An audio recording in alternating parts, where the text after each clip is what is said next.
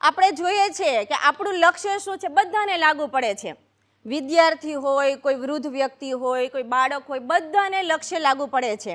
વિદ્યાર્થી હોય છે તો એને 10માની એક્ઝામ આપવાની હોય, 12માની એક્ઝામ આપવાની હોય તો એની પહેલાં એને તૈયારી કરવી પડે છે. 9 સુધી ગમે તે કરે, 11માં તે ગમે તે કરે, પણ એને એક લક્ષ્ય પ્રાપ્ત કરવું છે, સારા માર્ક મેળવવા છે કે સારી જગ્યાએ એને પોસ્ટ પર જવું છે.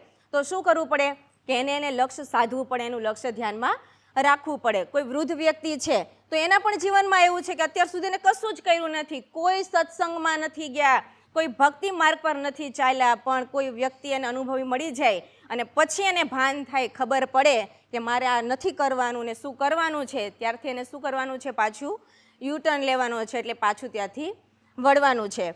વિષયના માર્ગે તૃપ્તિ નથી થવાની, વિષયના માર્ગે તૃપ્તિ નથી થવાની, આવરદા પલમાં મીટી જવાની છે. રેતી પીલીને સમય ન બગાડીએ, ચાલો યુટર્ન લઈએ.